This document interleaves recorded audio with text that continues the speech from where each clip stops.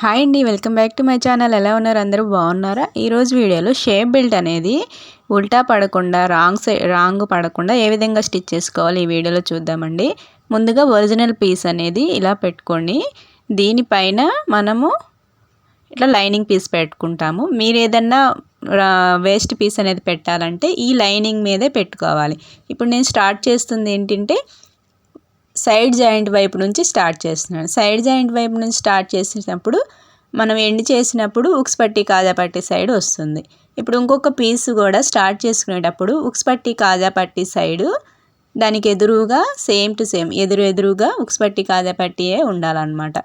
అటు సైడ్ పీసు దానికి ముందుగా మనం టక్ ఇచ్చుకుంటాం కదండి, ఆ టక్స్ ఎదురుగా వచ్చే విధంగా పెట్టుకొని అదేవిధంగా లైనింగ్ కూడా సేమ్ అలాగే పెట్టుకోండి. వేస్ట్ పీస్ అనేది దీని మీద పెట్టుకోండి. నాకు ఇక్కడ 2 పీసెస్ వచ్చినాయి కాబట్టి వేస్ట్ పీస్ అనేది మీకు చూపించట్లేదు. మీరు ఎప్పుడైనా సరే వేస్ట్ పీస్ పెట్టుకోవాలనుకుంటే లైనింగ్ మీదనే పెట్టుకోవాలి. స్టిచ్ చేసేటప్పుడు కూడా ఈ విధంగానే ఈ ప్రాసెస్లోనే స్టిచ్ చేస్తే మీకు ఎదురు అనేవి కరెక్ట్గా వస్తాయండి, ఉల్టా అనేది పడదు. ఈ విధంగా పెట్టుకున్న తర్వాత ఇట్లా ఒక లైనింగ్ మీద పడే విధంగా స్టిచ్ ఈ విధంగా ఫోల్డ్ చేస్తే మనకి లైనింగ్ కింద ఇప్పుడు వేస్ట్ పీస్ ఉంటుంది.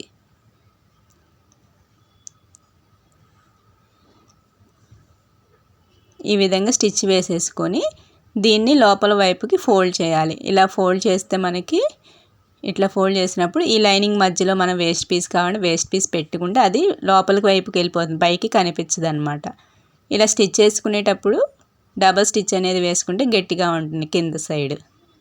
మీరు ఎన్నిసార్లు స్టిచ్ వేసినా సరే ఒకదాని ఎమ్మట ఒకటి ఇలా పెట్టుకుంటూ కుట్టుకుంటే మనకి ఉక్స్ పట్టి కాజా పట్టి ఎదురెదురే రావాలి.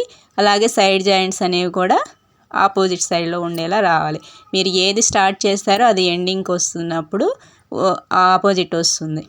ఇట్లా స్టిచ్ చేసుకున్న తర్వాత మీరు ఇన్విజిబుల్ షేప్ బెల్ట్ కావాలనుకుంటే సేమ్ లైనింగ్ ఏ లెంత్లో ఉందో ఆ లెంత్లో కట్ చేసుకొని స్టిచ్ చేసుకోండి. లేదంటే ఈ విధంగా అవి రెండింటిని కలిసే విధంగా కరెక్ట్గా స్టిచ్ వేసేసి ఎక్స్ట్రా ఉన్న పీస్ అనేది కట్ చేసేసుకోండి. ఈ విధంగా షేప్ బెల్ట్ అనేది స్టిచ్ చేసుకుంటే ఎటువంటి కన్ఫ్యూజ్ లేకుండా ఈజీగా అనేది స్టిచ్ చేయొచ్చండి. మీకు కనుక ఈ వీడియో నచ్చినట్టయితే లైక్ చేయటం మర్చిపోవద్దు. నా ఛానల్ ఫస్ట్ టైం చూస్తున్నట్టయితే సబ్స్క్రైబ్ చేసుకోండి. ఈ విధంగా ఎక్స్ట్రా ఉన్న పీస్ అనేది కట్ చేసేసి ఇప్పుడు చూడండి రెండు ఎదురు అనేవి మనకి వచ్చినాయి. ఇట్లా పెట్టి చూసుకుంటే లైనింగ్ సైడ్ కరెక్ట్గా రెండు ఎదురు కనపడాలి. ఇట్లా ఒరిజినల్ లైనింగ్ రెండు కూడా తేడా రాకుండా ఈ విధంగా వస్తాయి. మీకు కనుక వీడియో నచ్చితే లైక్ చేయండి, నా ఛానల్ని ఫాలో అవ్వండి.